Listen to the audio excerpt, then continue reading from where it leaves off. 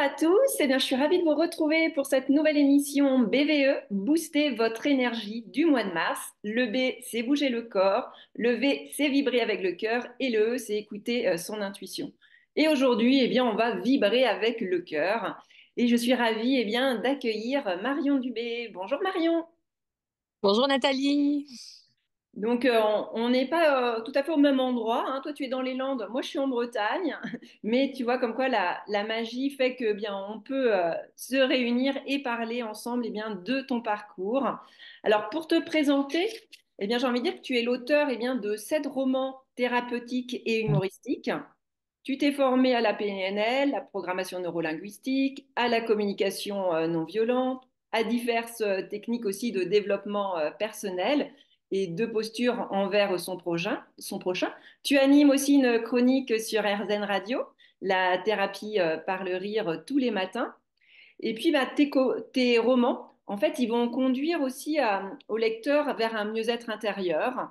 Tu racontes tes moments de vie difficiles, mais avec justement une bonne dose d'humour sur des sujets qui ne sont pas forcément évidents à parler, comme le deuil, la construction identitaire, le burn-out parental, l'hypersensibilité et aussi la quête du bonheur. Et donc, tu as aussi ta propre maison d'édition depuis 2020 et ça s'appelle les Chafouine Éditions.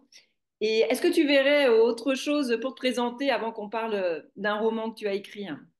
Non, c'est à peu près ça, c'est ça. Auteur et éditeur, auteur depuis 15 ans et éditrice depuis maintenant 4 ans. Effectivement, c'est une belle présentation, tout va bien. C'est bon, on est. On est raccord. Donc aujourd'hui, voilà, j'ai envie de vous présenter ce livre, cet espace dont j'ai manqué, la thérapie par le rire.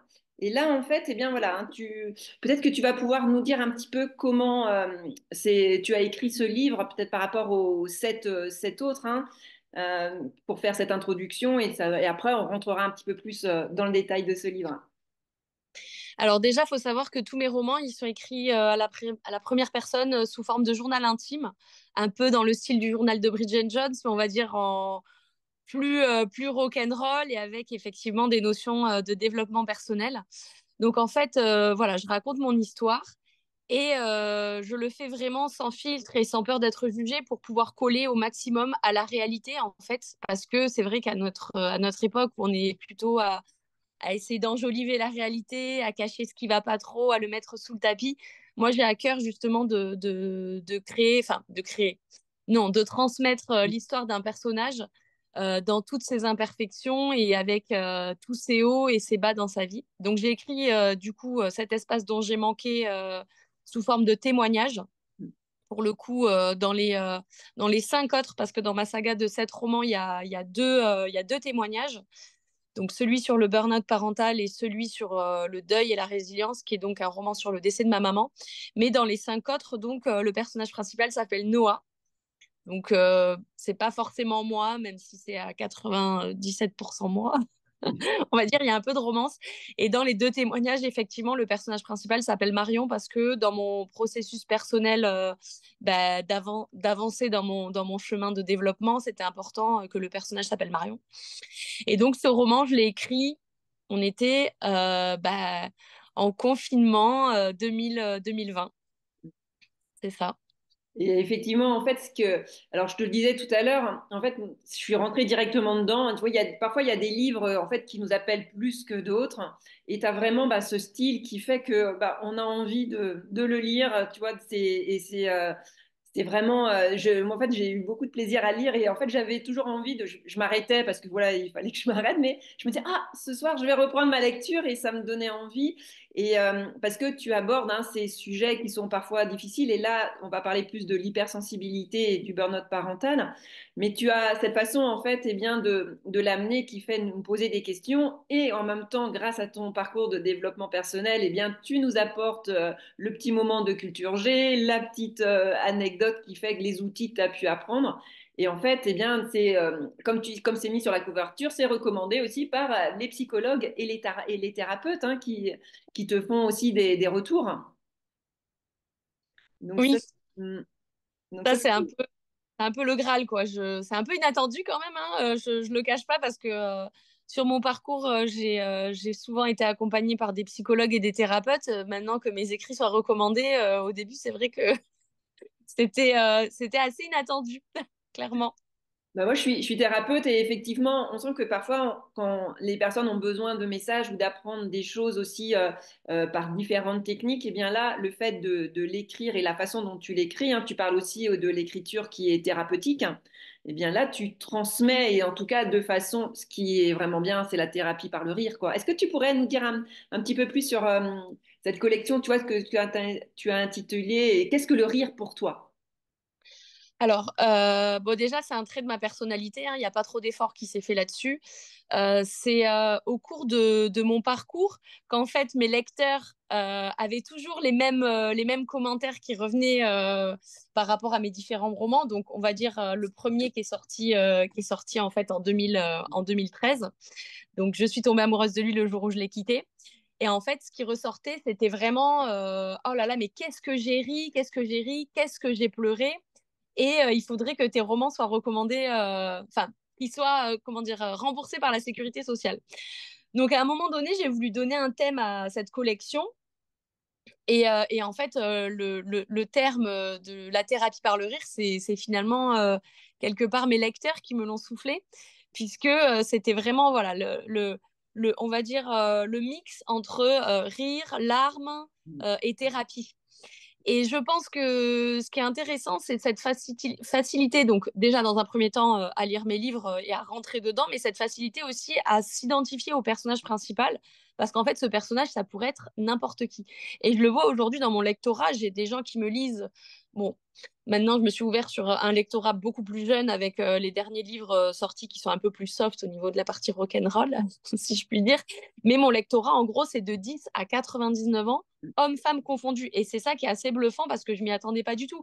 Parce qu'en fait, à la base, les couvertures sont quand même elles ont quand même un style un peu jeune.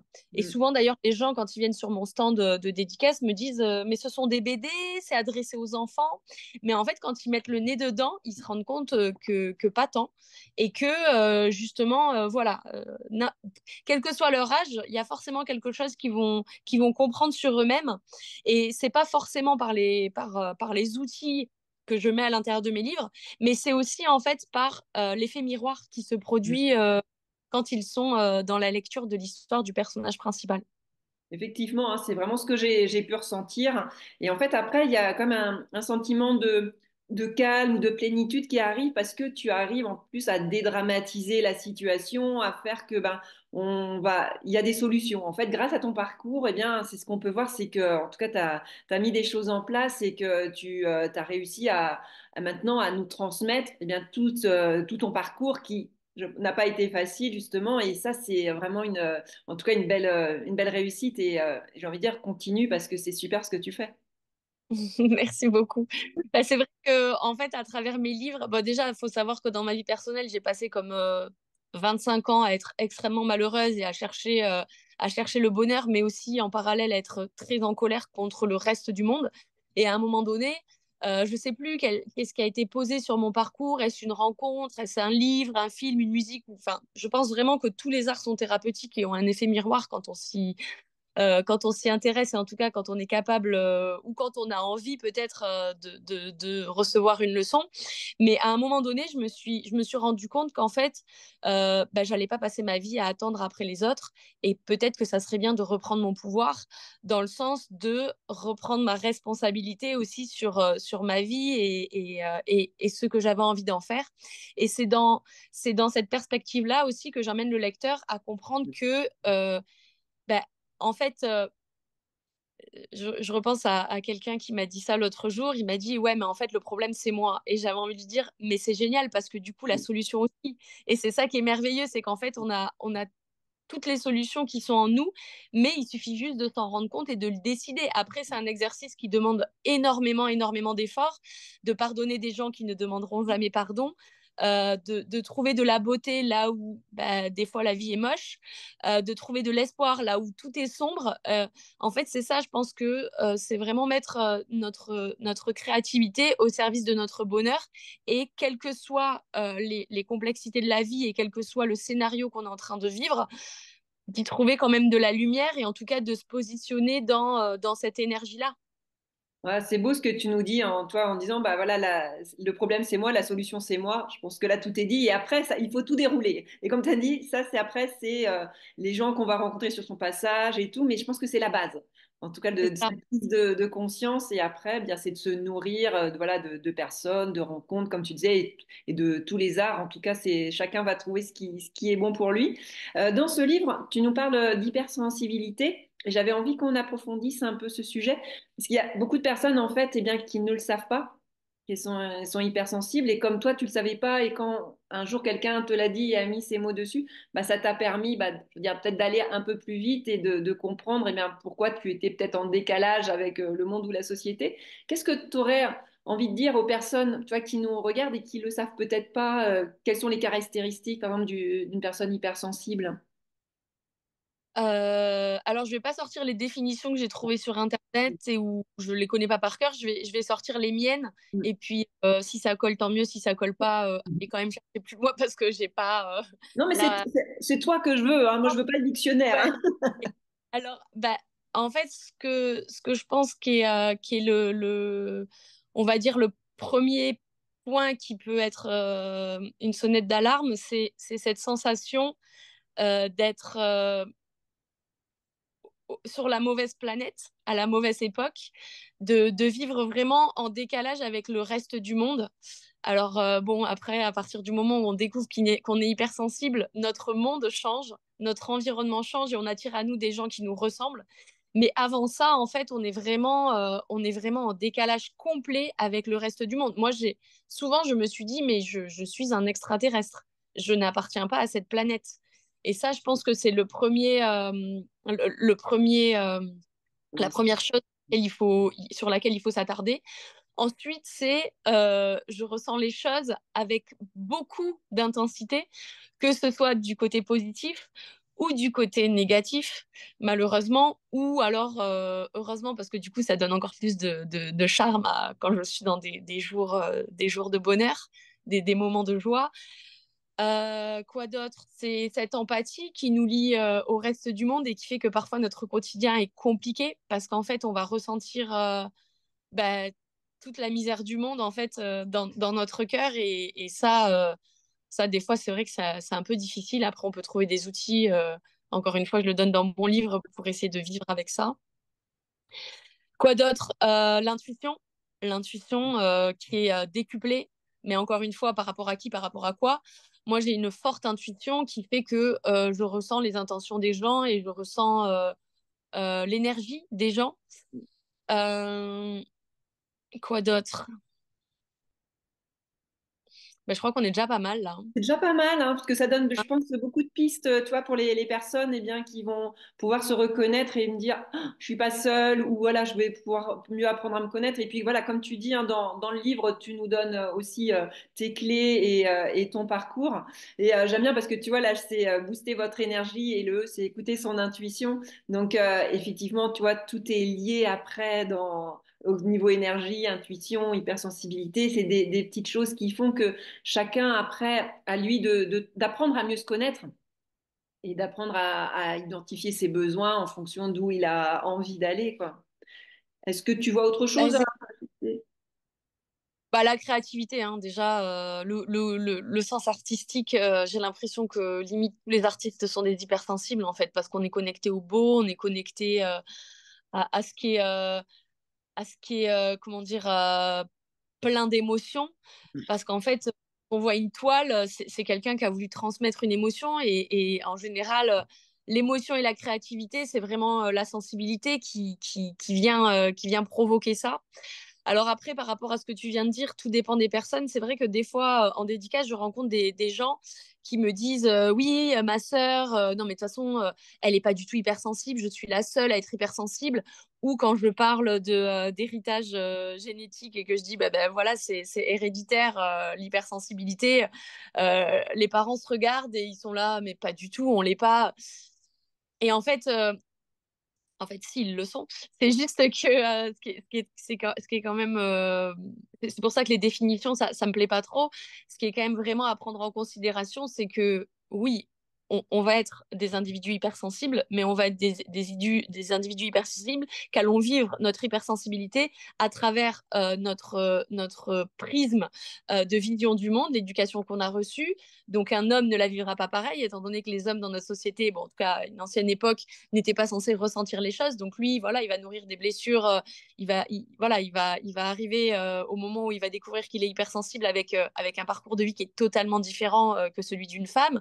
Donc ça va être là où on est né, comment on a vécu notre histoire et surtout notre personnalité qui va venir exprimer notre hypersensibilité de telle ou telle façon. Donc c'est normal qu'en fait on ne soit pas tous comme faits dans le même moule et on se ressemble pas tous comme bon, j'ai pas le mot, il vient pas, tant pis.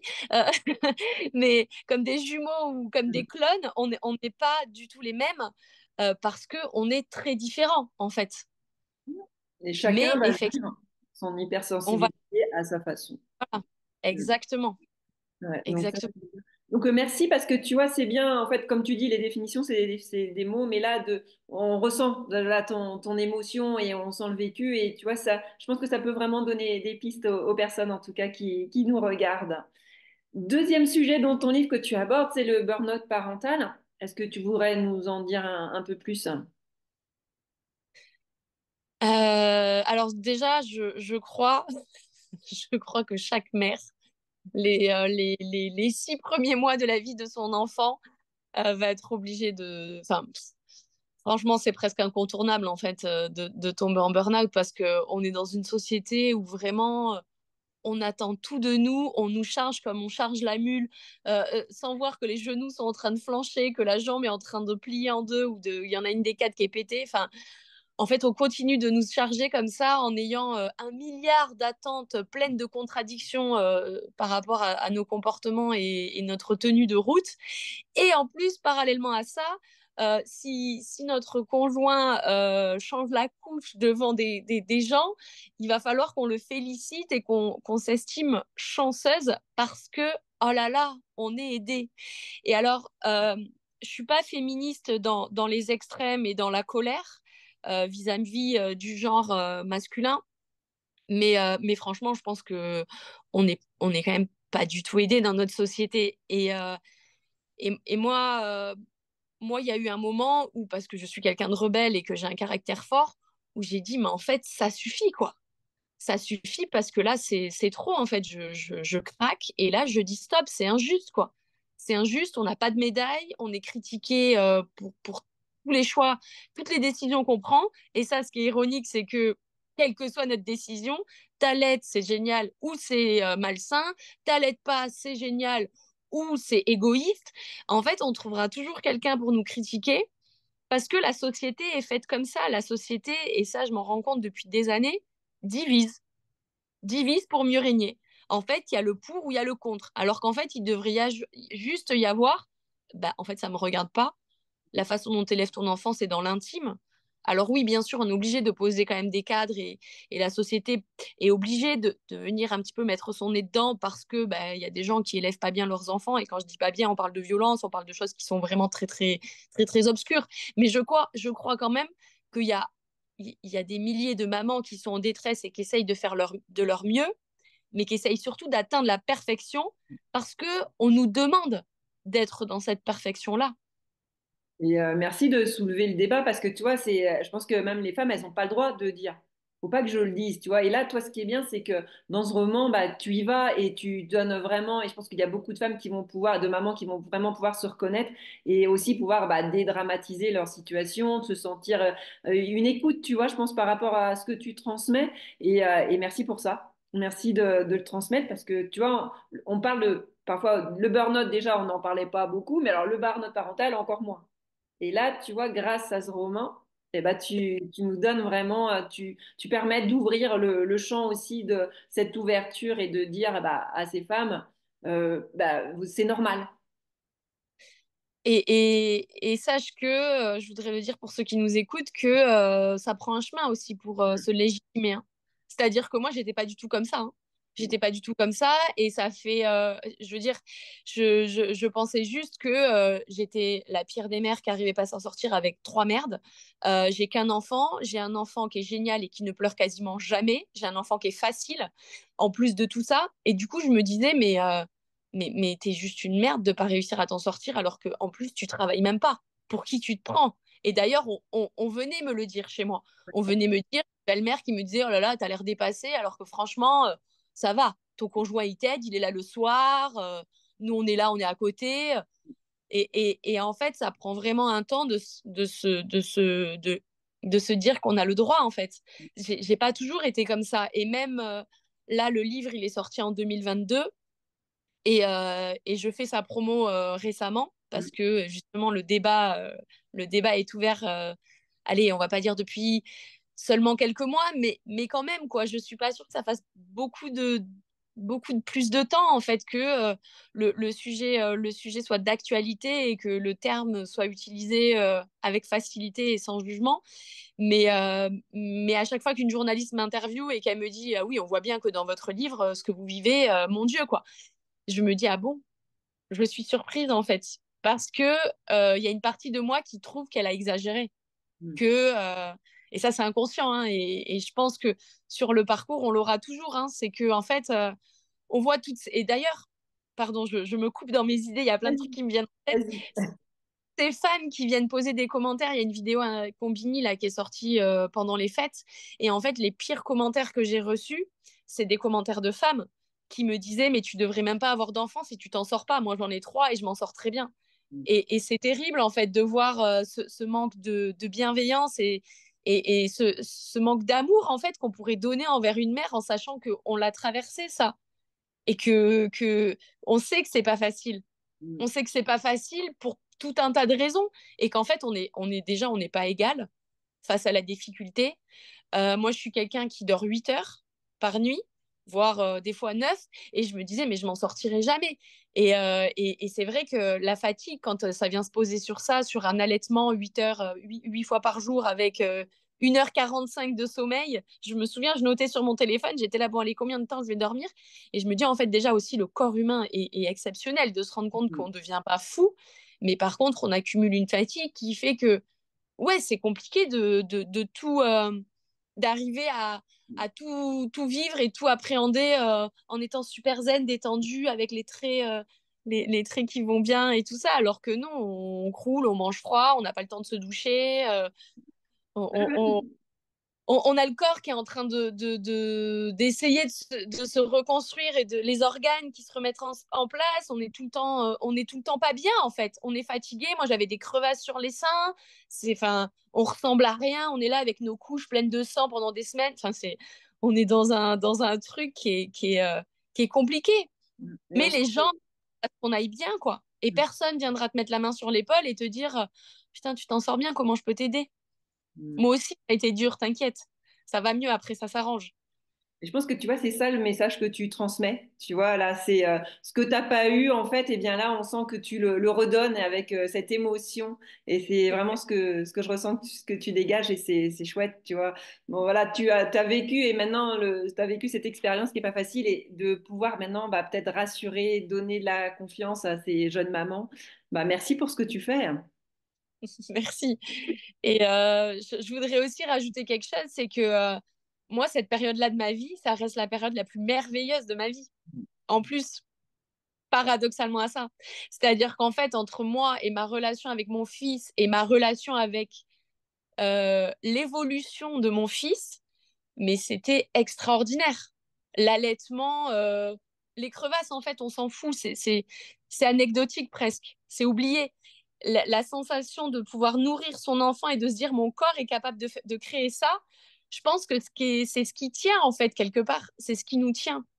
Et c'est dans ça que je trouve que la société, elle est pas du tout bienveillante par rapport à ça, parce que les femmes vivent des choses exceptionnelles et merveilleuses, incroyables pendant cette période-là de notre vie, mais ça pourrait être encore plus facile et encore plus merveilleux si on avait l'aide dont on a besoin. Mm. Merci pour ces beaux messages. Ça fait du bien à entendre et je pense que voilà, les personnes qui vont nous entendre, n'hésitez pas à nous mettre en commentaire sous la vidéo, eh bien ce que vous pensez, ce que vous ressentez par rapport à ce que dit Marion. Et tu es aussi dans l'écriture. Alors, tu vois, je crois que maintenant tu as ta maison d'édition et tu organises des stages. Est-ce que tu pourrais nous en dire plus? Oui, alors effectivement, j'ai publié mon dernier roman en 2023 et non, en 2022, pardon, et en 2023, j'ai laissé la place à deux nouveaux auteurs. Donc voilà, il fallait aussi que ma société soit pérenne pour que je puisse prendre ce risque entre guillemets. C'était important pour moi, voilà, de laisser la place à d'autres, tout en bien sûr intervenant sur les manuscrits, en les remaniant, voilà, en collaboration avec ces nouveaux auteurs. Donc j'ai adoré l'expérience, mais aussi au cours de mon parcours d'auteur, depuis que je fais beaucoup de rencontres et de dédicaces, je suis énormément sollicitée par des gens qui veulent écrire leur histoire et qui me demandent des conseils. Alors, mon auteur qui est sorti l'année dernière, qui s'appelle Kitri Debé, en fait, c'est une jeune fille qui avait 23 ans d'ailleurs à l'époque quand on s'est rencontrés, je crois que c'était en 2022, qui est infirmière en EHPAD et en hôpital Alzheimer et qui souhaitait témoigner de son parcours, qui en avait besoin. Besoin pour se reconstruire, besoin de témoigner, mais aussi pour partager et pour dénoncer. Donc ça faisait partie de son chemin de reconstruction par rapport à des épreuves qu'elle avait vécues dans son travail. Euh, et, euh, et en fait, j'ai vu à quel point ça la nourrissait l'intention déjà qu'elle avait posée sur ses écrits et de l'aider et d'arriver au bout du process avec elle. Pour moi, ça a été extraordinaire de lui donner cette espèce d'élan, ce coup de pouce. Parce qu'au début, bien sûr, elle s'en sentait pas capable, parce que c'est une ancienne dyslexique, enfin ancienne, elle l'est toujours d'ailleurs, mais une dyslexique. Et je me suis rendu compte que la plus grosse barrière entre les gens qui ont envie d'écrire leur histoire et le fait de l'écrire, c'est eux-mêmes. Et comme ça a pu l'être à une époque pour moi, sachant que je suis une très mauvaise ancienne élève, très nulle en grammaire, très nulle en français. J'ai pas été faire de licence après mon BTS parce que quand tu fais une licence, il faut absolument que tu écrives un mémoire et que pour moi c'était impensable puisque je m'en sentais pas du tout capable. Enfin bref, mon parcours est très paradoxal et très drôle presque. C'est, on dirait, le comble de l'auteur, de l'écrivaine qui en plus devient éditrice un jour. Et en fait, voilà, j'avais des gens qui venaient sur mon stand et qui me disaient, j'ai envie d'écrire mon histoire, comment vous avez fait, est-ce que vous pouvez me conseiller, parce que moi je suis pas capable, parce que moi j'ai peur, nanana. Et il se trouve que j'ai une dizaine de mes lectrices qui, une fois avoir lu mes livres, comme tu le disais, rentrent très facilement dans l'histoire. C'est un roman qui se lit très facilement, avec beaucoup de légèreté. Et elles se sont dit, bah en fait, la façon dont elle écrit Marion, ça a l'air super simple. Alors, pas tant, mais quand même, c'est vrai, c'est vrai. Je pense que le plus dur, c'est la barrière, en fait. Et j'ai eu envie de créer un stage au cours duquel j'allais justement pouvoir accompagner les gens qui avaient envie, qui avaient un besoin viscéral d'écrire leur histoire pour témoigner, pour partager, pour dénoncer, pour dénouer et voilà, transmettre en les accompagnant par rapport à mon expertise et mon expérience je suis pas capable d'écrire à j'ai publié cet roman. Donc effectivement, c'est un stage de 7 semaines parce que je sais comment ça fonctionne. Si c'est un truc à distance, on va tous se trouver des excuses pour pas le faire.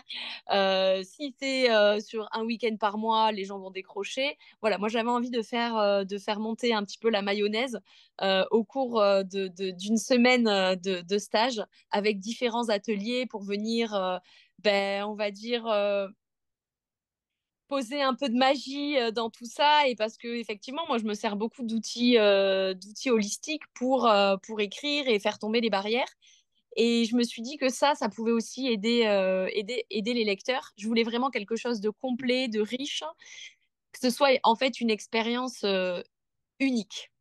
Super. Et de toute façon, toutes les informations sur ton site internet, je pourrais mettre voilà, sous le lien de la vidéo. En tout cas, superbe initiative. C'est bien que ça va. ton expérience va contribuer à révéler le potentiel de d'autres personnes et comme tu disais, à pouvoir eh bien, la thérapie aussi par l'écriture. Exactement, c'est ça, c'est que c'est clair. Moi, je le vois, c'est thérapeutique pour moi, c'est thérapeutique pour ceux qui tiennent un journal. Voilà, ça libère des choses. Et alors, le petit bonus, c'est que, étant donné que je suis également éditrice, je publierai certains des manuscrits des élèves pour lesquels j'aurais eu un coup de cœur. Super bonus, je dirais. Hein, ouais. Ah, c'est bien, merci en tout cas pour ce beau partage. Tu vois, l'émission s'appelle Booster votre énergie et j'avais envie de te demander qu'est-ce que toi tu fais pour booster ton énergie? Est-ce que tu as une petite anecdote que tu aurais envie de partager aux personnes qui nous regardent? Oui. Alors, le matin, quand je m'y tiens, c'est faire mes cinq rites tibétains. Vous pouvez taper ça sur YouTube. Il y a un gars qui vous accompagne, un monsieur, pardon, qui vous accompagne et c'est très très bien fait. Et c'est vrai que ça marche super bien sur le corps et sur le mental d'ailleurs. Sinon, c'est mettre de la musique, une musique qui me fait vibrer le matin au réveil. Aussi, en parallèle, c'est tant qu'à y être, danser avec mon fils sur cette musique parce que la joie d'un enfant, c'est tellement nourrissant, nourrissant. Faire un câlin à mon chat et à mon fils. Ça, c'est vraiment quelque chose qui me met en énergie le matin, ouais. Dans une belle énergie et focalisée sur la chance que j'ai d'avoir de l'amour comme ça dans mon foyer. De l'amour et de la joie. Merci, merci beaucoup Marion. Bon, eh bien, je, Ah, re- merci. oui, je remonte ton livre, voilà, cet espace dont j'ai manqué, mais sachant que ouais, ce qui est bien, c'est qu'il y en a sept. Quand on en a fini un, on dit, ah, mais ça va, il y en a d'autres. Donc voilà, comme ça, vous avez vraiment, puis bah, de rentrer à chaque fois dans ton personnage, dans les histoires, ça fait du bien. Merci beaucoup Marion, en tout cas, je te souhaite une bonne continuation dans tes projets. Et puis, eh bien, je vous dis à très bientôt et bien, pour une nouvelle émission BVE. Boostez votre énergie au quotidien. À bientôt. Au À revoir. bientôt.